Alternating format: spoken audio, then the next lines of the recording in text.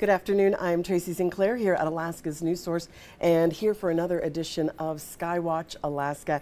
And I have just been enjoying the clear skies that we had back when it was really cold, and then this morning coming out, beautiful clear sky. Really been enjoying the chance to see 4 different planets in the sky over the last couple of weeks and for the next couple of weeks. So we're going to talk about those.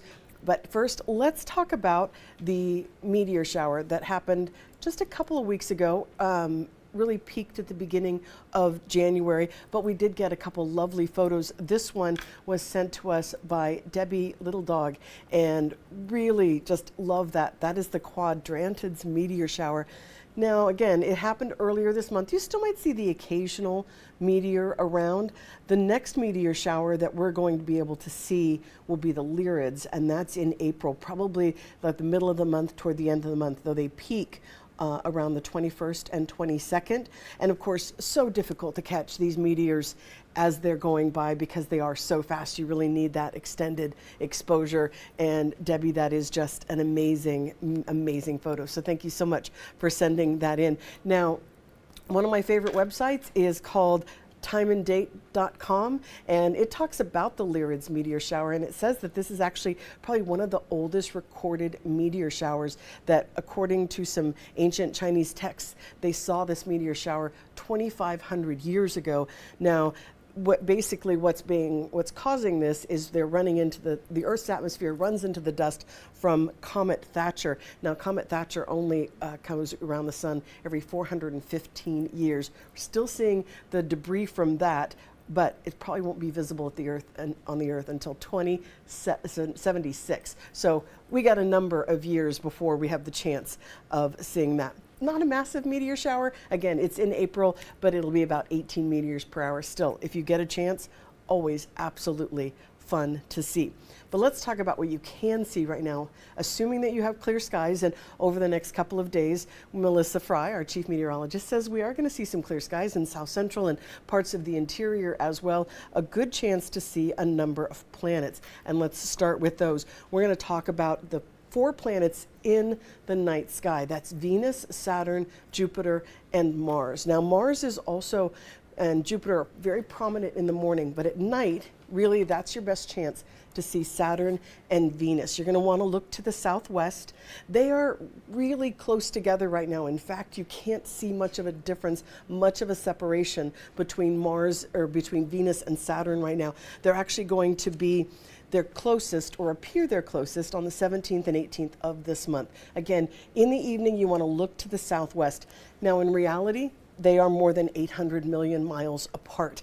They just look like they are together because of the lining up of their elliptical orbits. Now, Saturn and Venus set about 9:40 in the evening. So if you want to catch all 4 of them, you have to wait till after sunset, till it gets dark enough. You'll see Saturn and Venus, you'll see Jupiter, and you'll see Mars. Now, Mars is up well past sunset. So you can actually see that Mars is also hovering really close to the moon right now. And one of the things that's been fascinating to me in the morning when I come to work, you can see Mars in the eastern sky in the morning. And you can actually see that it's orange, and this is because of all of the iron oxide that's on the surface of the planet. Now, the theory is that when the universe was being formed, there was a lot of iron that was basically thrown out. Earth got a bunch, but Earth was bigger, had a bigger gravitational pull, so all that iron was pulled into the middle and became the molten core. On Mars, NASA scientists think because it's a smaller planet, the gravitational pull not as strong, then it's still got a lot of iron in it, but it got kind of spread more throughout the planet and more on the surface. Nicole Marsh on Facebook says Venus has been crazy bright. It absolutely has. When I saw it the other night, that's how I knew that Saturn was right there, but Venus really just shining much brighter. And again, my favorite one so far has been the Mars in the morning. Just lovely if you get a chance to see it. It's in the western sky in the morning. Beautiful. So NASA actually has 6 different missions going on Mars right now. In the upper left-hand corner, that's the Perseverance rover and Ingenuity Mars helicopter. Upper right is the InSight lander. Odyssey orbiter, the Maven orbiter, Curiosity rover, and Mars Reconnaissance orbiter. So, as I said, it's really prominent in the morning, and Jupiter's also up, but Jupiter kind of sets right about 7:20, so you don't get quite the chance to see that if you're up a little bit later in the morning, as I am. But it has just been fabulous. So excited to get a chance to see that. Now, we've gotten a number of photos from viewers with planets. This one was sent to us by Emma Morgan. And Emma really, let me make sure I get that on there. Oops, let's change it to Emma. There we go. Come on. Why do I don't know why that's doing that. Emma, I'm so sorry why your name is not popping up. Huh. I'm going to switch over to a different thing because I want to make sure that we get credit where credit is due. And Emma sent us not only that photo, but she also sent us the next one. Let's see if we can get this over there. There we go. Emma Morgan. I apologize, Emma.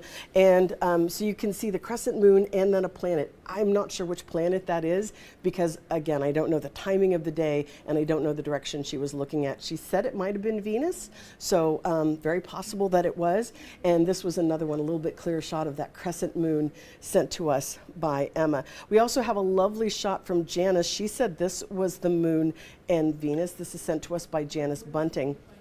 And lovely photo, clear skies. Whenever you get those clear skies, we do love to see those. And this next one sent to us from Heather Stewart. And she took the photo out in Bethel, and it took me a second to actually find this. So if you look down in the lower third of the photo, there's the crescent moon, and then all the way into the upper left-hand corner is the planet. So really a huge separation there, but very cool photo. Love those crystal clear blue skies just as sunset is occurring. So we really love to see that. Now, we did just have the full moon as of this morning, and we've gotten a number of really great photos from that as well. And this one was sent to us by Barbara Chan, and she pointed out that this is the, did I get that one right? There we go. This is the last full moon of the year of the dragon. So Barbara, thanks for sending that in. Beautiful photo as well, clearly just as we're heading into, I would say maybe sunrise is the way that's looking just based on the colors of the sky. Really a beautiful photo. So thank you so much for sending that in. And this one also really kind of a cool photo of the full moon. Nereid Wells sent that in. Just a little, you can see the moon right below the clouds and just kind of lovely. One of the other things that we got sent, which I really enjoyed, were these photos from Natasha Johnson. And this is a lunar halo. And this is basically high cirrus clouds that are moving in. They've got those tiny ice crystals that come through, and those basically are refracting the light from the moon and creating that halo around there. And folklore has it that the ring around the moon forecasts that there will be bad weather. And I was talking to, again, our chief meteorologist, Melissa Fry, and she says, yeah, that's actually right, because this is an indication that something is changing. Those clouds that are very high up in the sky are changing, and something has to be pushing that force through, that new system through. And usually a couple of days after you see a halo like this, you do have a pretty good chance that you're going to see a new system moving in, which I just found absolutely fascinating. Of course, one of the things that all of us like to know about is what's happening with the aurora. I don't have great news. If you're looking for beautiful aurora over the next couple of days, probably not going to be happening, but we still have some great photos to show you. This was sent to us by Christine Andrews, and really what's going on looking at the forecast is it looks pretty calm and pretty quiet through the rest of this month. Now, this doesn't mean that we're not going to get a chance to see some good aurora. It can just happen. Speaking of good aurora, that is an amazing shot by Deborah Reeves right there. Probably not going to see these kinds of huge bursts, but again, these are long-range forecasts, and they're basically going by what activity has traditionally been seen on the sun, and so there is a possibility that you can always get a couple bursts. We will keep watch on that. And then this next one, this was sent to us by Jazzy Snap Photos. Great, just beautiful photo of that aurora coming down, and I love the colors. You got the white and a little bit of a hint of purple, and of course that really strong green.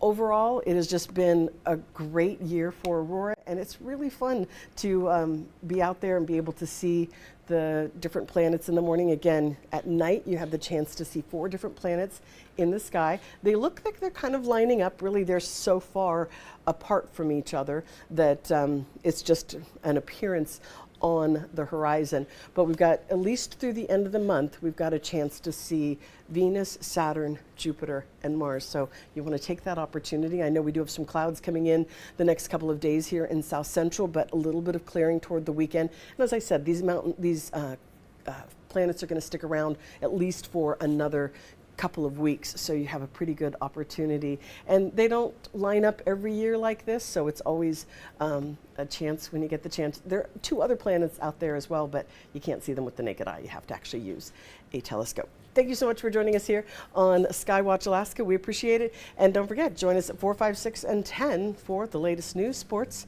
and weather. Let you know if you will have a chance to see these planets in the sky.